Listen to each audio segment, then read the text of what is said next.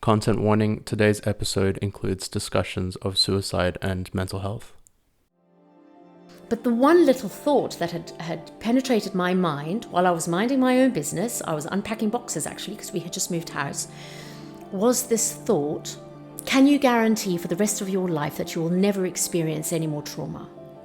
That was it. That was the one single thought. And it had me gripped. I found myself standing there in the lounge room, surrounded by boxes, thinking to myself, oh my gosh, I cannot possibly face any more trauma in my life. I mean, that would just destroy me. You are listening to the Under the Rug podcast with Nalini Tranquim. In March of 2022, the World Health Organization, WHO, conducted a brief study that estimated there's been as much as a 25% increase in prevalence of depression and anxiety due to the stresses of the first year of the COVID-19 global pandemic. One of the primary factors was due to isolation. Other factors included loneliness, fear of being infected, fear of suffering, death of loved ones, bereavement, financial and employment worries, and more. Young people and women in particular have been affected the hardest. Countries were left starkly exposed to major gaps in psychological wellness initiatives and appropriate healthcare. On a micro level, many still battle with depression, spurred on by the pandemic to this day. We are now seeing waiting lists of up to 3 years for psychologists here in Australia. So what do we do in the meantime? Welcome to Season 2, Episode 2 of Under the Rug. I'm Nalini Tranquim, and today we are talking all things depression, tips to escaping the pits. Fantastic. Welcome back, listeners, to Under the Rug. The feedback on the previous episode was fantastic, and we are so excited to be kicking off this series. We've got so much in store for you guys in Season 2, so make sure you're paying attention. Today's topic, as Nalini has just so eloquently put, is about depression and tips to escape the pits. I don't think there's any better place to start than to throw around some definitions. So, Nalini, I ask you, what is depression, and what are some of the signs of depression? Okay, great place to start.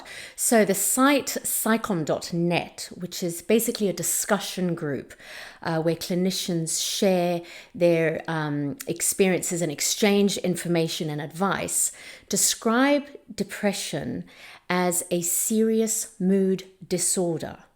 Now, we're going to make sure that we include links in the description field of today's podcast.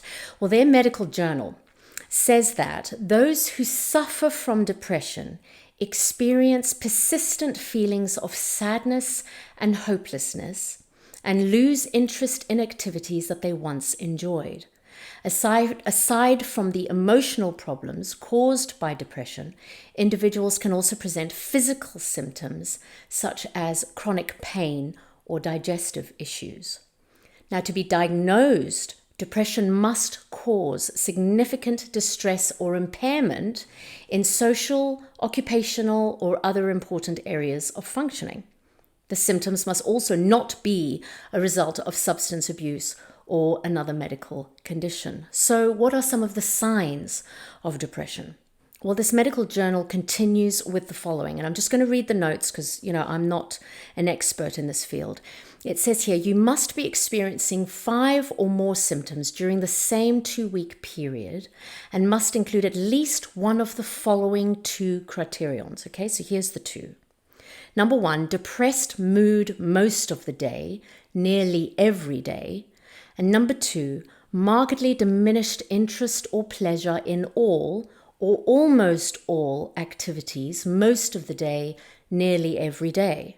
And then, like I said, you must be experiencing 5 or more, and definitely at least one of the 2 that I've just mentioned, in order to be diagnosed with depression. So here's some of the other symptoms for your reference, okay? Here we go. Significant weight loss when not dieting, decrease in appetite nearly every day, or the complete opposite, weight gain and increase in appetite nearly every day. a reduction in physical movement.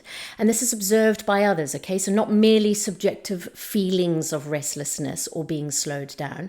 This is where your loved ones notice that you're not as active, you're not as out and about as you maybe once were. Another symptom, fatigue or loss of energy nearly every day. Feelings of worthlessness or excessive and even inappropriate guilt nearly every day. Diminished ability to think or concentrate, or indecisiveness nearly every day. And then, of course, recurrent thoughts of death without a specific plan or a suicide attempt or a specific plan for committing suicide. Now, if that's you right now, then we've included resources in the description field of today's podcast, okay, so that you can get help. Please do not face this alone. Yeah, as Nalini said, we will have links in the description for anyone who's going through anything like that at the moment.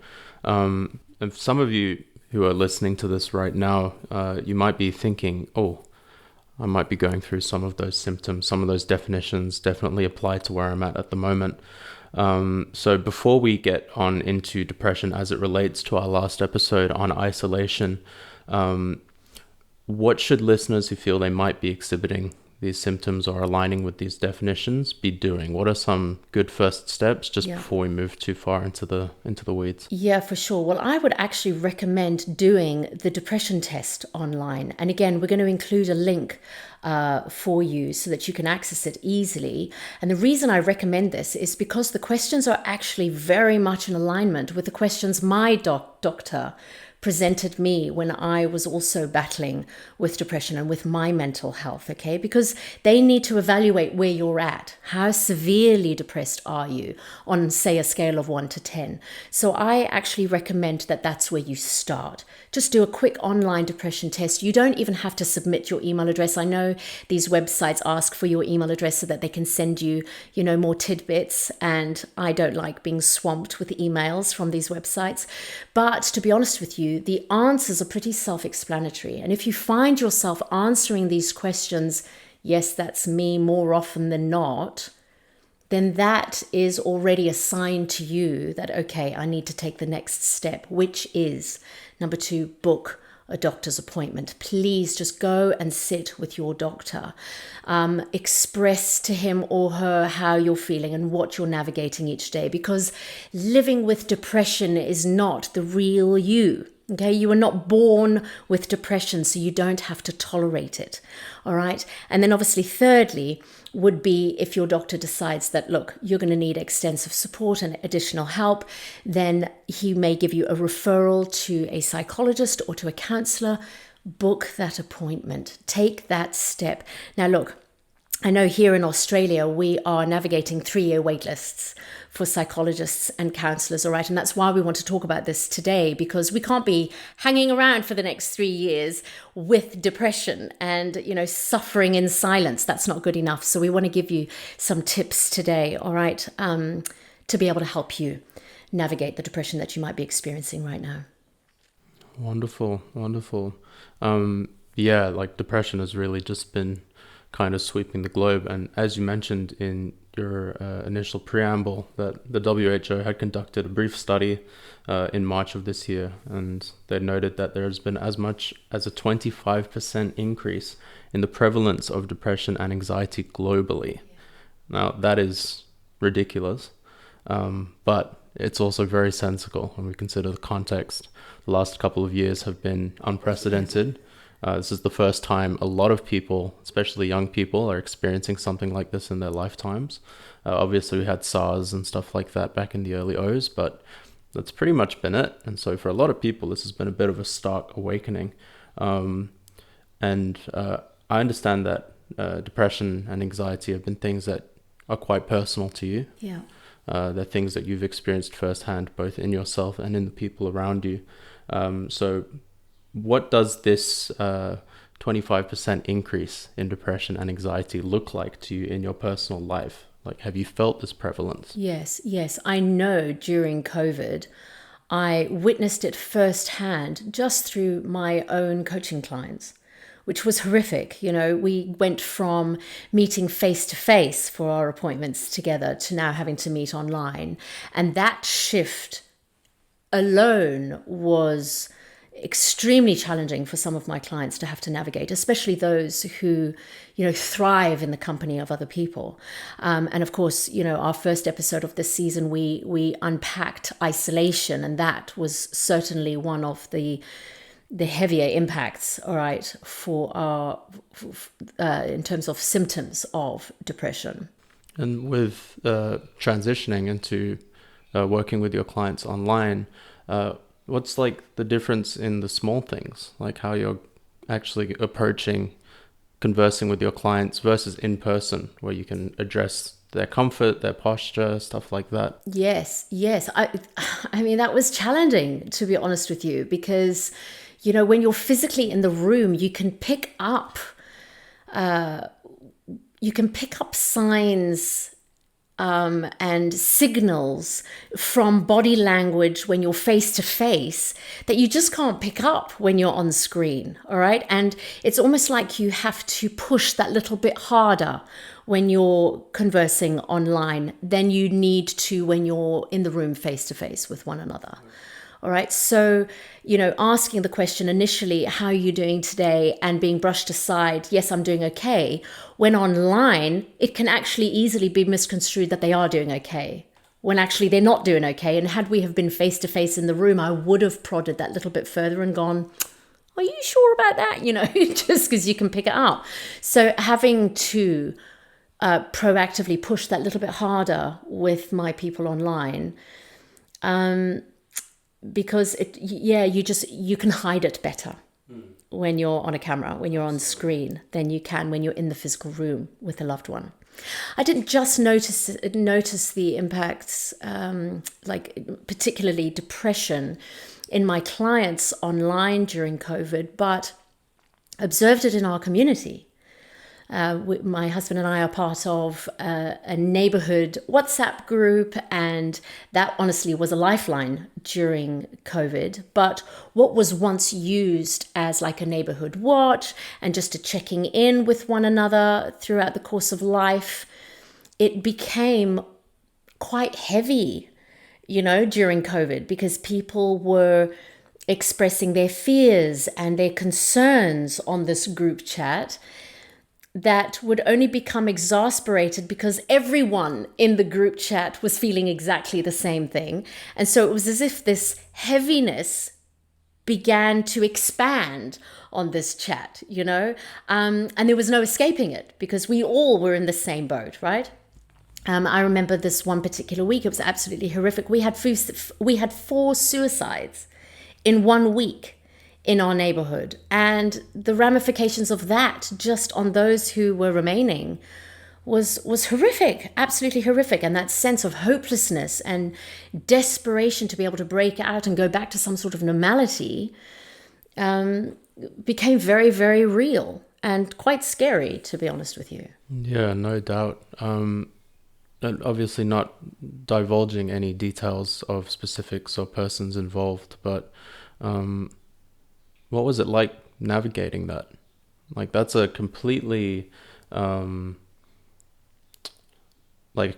extreme situation that's so far removed from any conceptions of normality prior to COVID. Yes. That you would be in a neighborhood group chat and experience something as tragic as that in such a short time period. Absolutely. What was it like navigating that, and what does that kind of say about how real this 25% increase really is?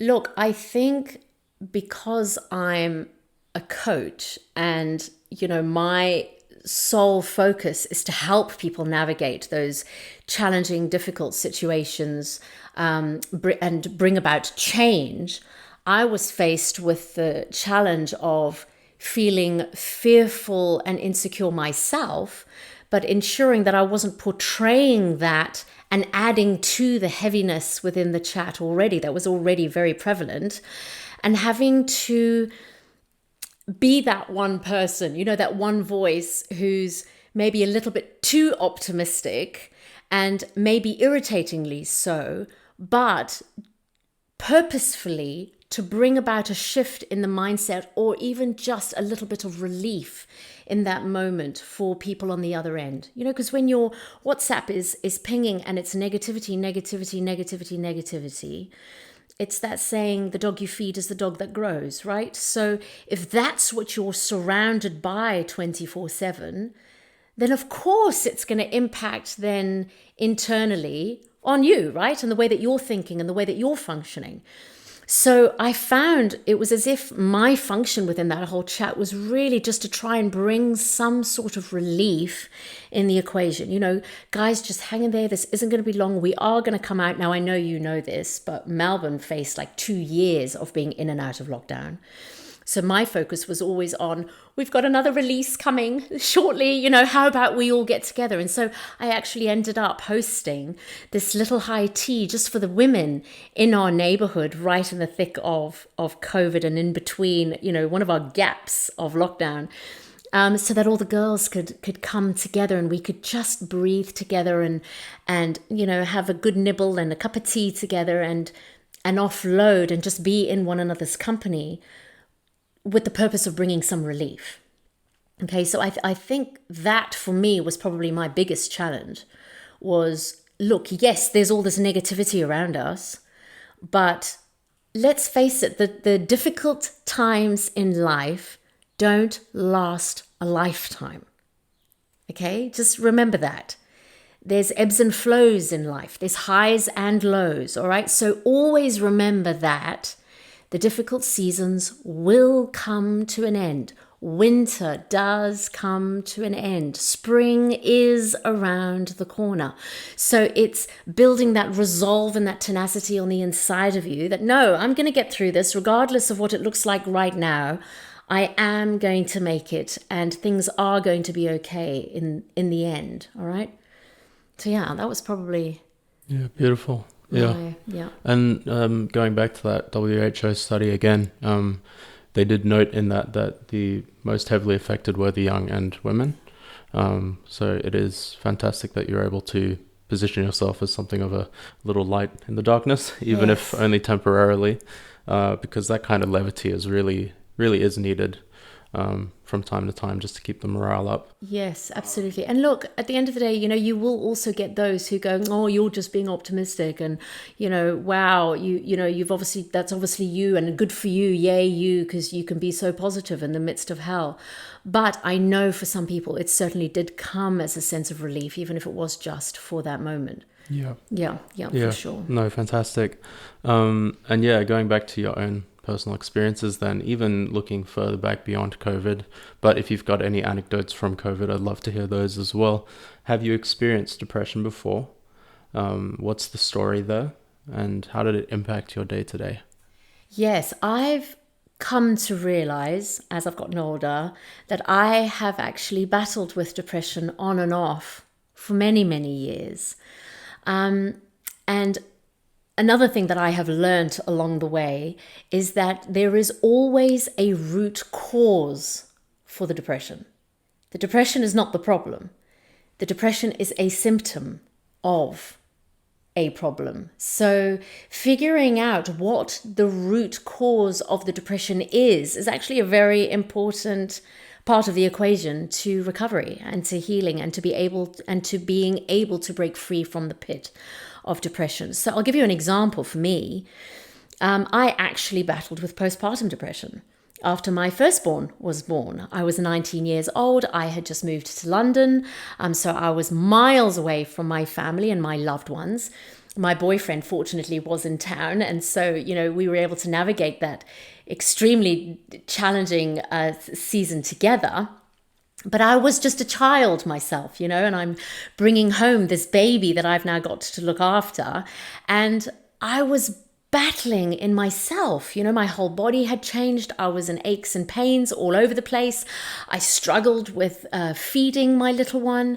I was so scared that I was going to get things wrong.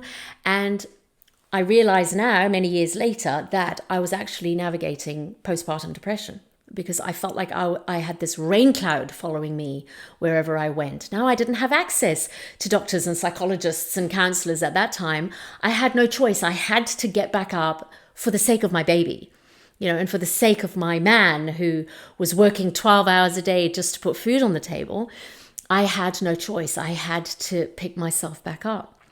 Another example, fast forward many years, was when my second born was actually battling with depression for himself, and the ramifications of his depression led me into a downward spiral because I felt so worthless as I could not help him. I did not have the skills or the ability to be able to come alongside him and show him what needed to happen to be able to help him break free from his depression. And so I ended up spiraling as a result. And then just another example that comes to mind, which wasn't too long back actually, was September 2019. Just one little thought came into my mind and sent me on the most horrific downward spiral, which I actually ended up blogging about at the time, which was a blog called Inside a Suicidal Mind. So we'll make sure we include the link to that. But the one little thought that had penetrated my mind while I was minding my own business, I was unpacking boxes actually because we had just moved house, was this thought: can you guarantee for the rest of your life that you will never experience any more trauma? That was it. That was the one single thought. And it had me gripped. I found myself standing there in the lounge room, surrounded by boxes, thinking to myself, oh my gosh, I cannot possibly face any more trauma in my life. I mean, that would just destroy me. And boy, did that open a door to a horrific depression, probably the worst depression I've ever experienced my whole life. So what I've learned is that when depression is left unchecked, the spiral will continue to worsen. It is not something that can be ignored. Yeah, wow. Yeah, that's insane. I think, like as you were saying with your one thought back in 2019 and dealing with a loved one, being unable to help and stuff. Yeah. I think so many people are on this constant pursuit of avoidance of suffering, avoidance of pain. And as you're saying, a lot of the times this is actually just symptomatic of deeper issues. It's not a depression. No. It's something else, something underneath. And that's something that we're unable to observe in ourselves usually. That's right. A lot of these issues are subconscious, and given they're subconscious, we can't consciously observe them without a second set of eyes, right? So that brings me to another question. Given that it's so hard to get counseling or get an appointment with a psychologist, at least here in Australia, but I would imagine that globally this has become a big issue. Yeah. What are your tips for escaping the pits? And is there hope for us as a society? I think we'll start there and then we'll move forward. Okay. All right. So here's my top tips to escaping the pits. And this is based off of my own experience. Okay, here we go. So what I want you to do, stand in front of the mirror and look at yourself straight in the eyeballs. And I want you to ask yourself, and how are you doing today? I know this sounds completely naff, but you don't have access to a psychologist or a counselor right now, okay? And maybe you don't feel comfortable to talk to a loved one in your home at this point in time. Well, then start with yourself, all right? So you've asked yourself the question, and how are you doing today? And you know the answer to that question. Well, then I want you to take it a step further. And I want you to grab yourself a journal. I want you to write down today's date. And I want you to write out that question. And how are you doing today? And then I want you to write your answer. And it could be SHIT. Be brutally honest with yourself as to how you are feeling, okay? Put it all down on paper. I just feel like there is this massive, big, thunderous cloud following me around. Can't get rid of it. I just feel so slumpy. I'm snappy at the kids. My husband can't even relate. He doesn't even know what I'm battling with. He just comes home from work and sits in front of the telly and just ignores me. And there's just no resolving this. Whatever it is, I just want you to get it out on paper. That's partly why sitting with a psychologist or a counselor is so powerful, because everything that's on the inside has got space to come out. All right, so give yourself that space for it to come out, okay? And then I want you to go even further, and I want you to write down, why am I feeling this way? It is so important that you go back. When did this all begin? When did you start feeling really sad, really down, really lethargic, and just lacking any kind of energy and passion and zeal like you used to have? What was the trigger point for you? Because unless you are able to dissect the root cause of the depression, this depression is not going anywhere. All right, that is the fact. For as long as you are in a depressive state, you are not in a fit state to fix the root cause. Until you deal with the root cause, the depression continues to worsen. But here's the incredible thing. You hold the power to pull yourself out of the pit. Now, I've had people say to me, oh, you can't tell someone who's depressed to just pull yourself out of it. No, you actually can't when you're in it. Okay, but the fact of the matter is you do hold the power to choose. I've learned now to identify when I'm beginning to feel that shift. It's like someone who experiences migraines. You kind of get the signs ahead of the migraine hitting, and it's different for different people. I know when a migraine's about to hit. I know when depression's about to hit. And I have to capture it at that point, because otherwise time is wasted. Time is lost because I do spiral. So what do I do when I'm in that spiral? I figure out what the root cause of that spiral was, and then I start working my way through that, okay? Once I'm done having my vent, all right, and I've expressed how I'm feeling and why I'm feeling it, I then shift things a little, and I want you to do the same. I want you to write down 3 things that you are grateful for. Oh, wow. Okay. That's a shift right there. This is a very important step, because you know what it does? It starves depression for a moment, and it feeds well-being. It feeds power, love, and a sound mind. Because at the end of the day, it's only going to be through a positive state of mind that you're going to have the power to pull yourself out of the pit. But you're going to have to fight the pit. You're going to have to choose life. All right, there's a scripture that says, 2 Timothy 1 verse 7 says, God has not given us a spirit of fear. No, he hasn't. Fear or depression, but of power, love, and a sound mind. So how do I feed power, love, and sound mind? Well, I have to think about things that are positive. So what are 3 things that I'm thankful for? Well, I'm thankful for the roof over my head. Wow, we've seen flooding all around the world. We've experienced flooding, and I have a roof over my head, and I am so thankful for that. I am so thankful for my family, for my children, my hubby, my extended family, my loved ones around me. I am so thankful for the food on my table. We've just come back from a tour in Africa, and so many people struggle just to put food on their table at night. I'm thankful for those 3 things.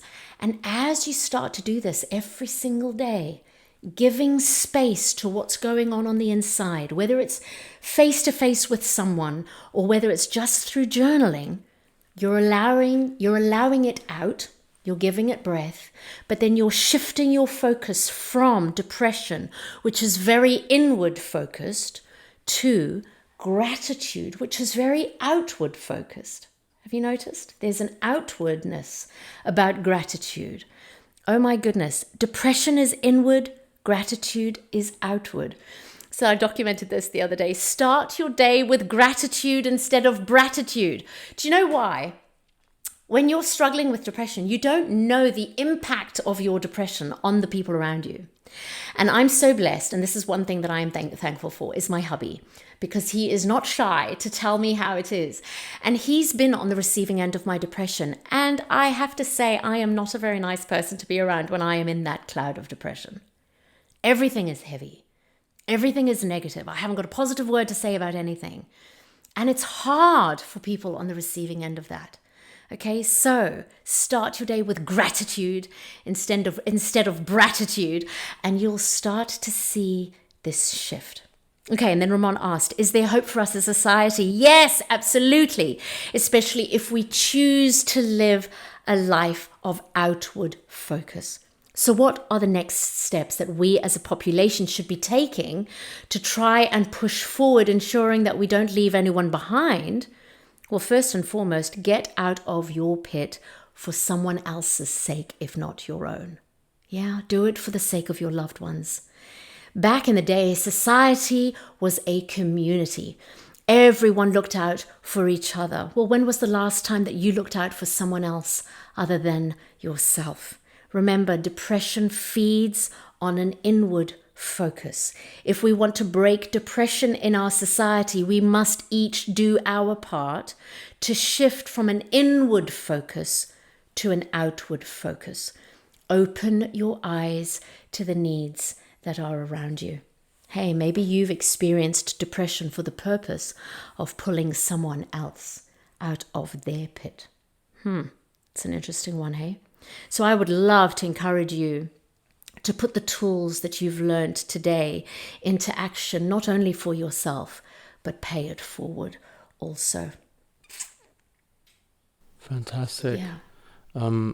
I guess we'll slowly start to wind things down now, but how do we ensure that we don't leave anyone behind? Because as you're saying, like, it's really important that we acknowledge that it's an inward focus ordeal, and that at the very least it'd be good to do it for the people around you. Yes, absolutely. Look, here's the thing. And again, this is an observation that I've learned over the years, is that when you have a loved one who's battling with depression, yeah, you can see evidently that there is this cloud following them everywhere they go. We often tend to avoid confronting the issue. So we'll pussyfoot around them. We'll try and make everything as comfortable for them as possible. You know, I know in our family we'll offer you an extra cup of tea. But you know what that's actually doing is that's actually feeding the depression. Right? It's actually feeding that negative behavior. And what we want to do is we actually need to be doing the reverse. So instead of avoiding the issue, the obvious, it's very important to actually knock on the bedroom door of your teenager. Go and sit down on her or his bed and just say, hey, honey, I've noticed you've not been your normal self lately. What's going on? Come on, talk to me. Tell me what's going on. Just because you're not a psychologist or a counselor doesn't mean that you can't have these conversations with your loved ones. More often than not, that's exactly what's needed. There is this desperate need for connection today, more so now than ever before, which is so crazy considering we all live online, you know? So we have this illusion that we are more connected now than ever before. No, actually, we're more disconnected now than ever before because our loved ones sit in front of computer screens for hours on end without that one-on-one interaction with each other. You know, I remember my kids would come home from school, dump their bags in the kitchen, shoot straight upstairs, and they'd be gone till dinner. You know, so there'd be no interaction. And then when we're sitting at the table, I mean, if you take your family out for dinner, and I've observed this, you know, you're watching a family of 4 sitting together, 2 teenagers, 2 parents, and everyone's on their phones. Everyone's on their phones. So everyone's isolated. No one's talking. No one's communicating. So I just want to encourage, so as to not leave anyone behind, let's have this outward focus for our loved ones, for the people in our world, for our friends, our family, our colleagues. Extend the boundaries, right? Our workplaces shouldn't just be about work. It's got to be about relationship and forging those friendships and really getting to the bottom of where we're at so that we're doing life together, okay? So instead of avoiding the issue, ask the question. How are you doing? You know about the Are You OK campaign. Ask those questions. When you're seeing that there's this cloud, ask, are you okay? What's going on? Tell me, where are you at? Let's have a coffee. Let's talk. Don't leave anyone out. Yeah. Beautiful. And yeah, just as you were saying there, for anyone listening who's been going through these symptoms or knows a loved one who's been battling with depression or seems to be battling with something inside, once again, we've got links in the description. So be sure to check those out. We'll have resources for you. I also wanted to encourage those of you who'd like to know more about Nalini's own story in depth to take a look at her book, The Orange Hue, Yes. or The Unfolding of a Dream That Awaits. It's a fantastic biography of Nalini's early life, and it really goes into her journey as she tries to discover herself. It will go into her battles with mental health, but also ways in which she's been able to overcome and to push forward into the person that she is today. So yeah, once again, I really encourage anyone who's needing that little push, take a look in the description of today's episode. All links will be available. The Orange Hue will be available for purchase as well. Absolutely. And we've got it in audiobook form as well. So if you're really not a book reader, you can just put your headphones on, go for a walk and have a listen. There's something really powerful about hearing the story of somebody else who's navigating what you might currently be navigating, but who's come through it, and is still alive to tell the story, okay? Because it gives you that sense of hope that, hey, if that can happen for her, it can happen for me. So we just want to leave that with you today. I hope that this has been invaluable to you. Go back, listen to it again. If you have someone in your world who is navigating depression right now, share this podcast with them. Just hit send, forward it on to them and just say, hey, listened to this, thought of you. If you want to talk, let me know. But yeah, just know that I love you, cheering you on. Reach out anytime. I'm always available. info@nalinitranquim.com. I love you. I'll talk to you soon. Nalini's book, The Orange Hue, is available on all major platforms in digital, paperback and audio formats. Thank you for listening to the Under the Rug podcast with Nalini Tranquim.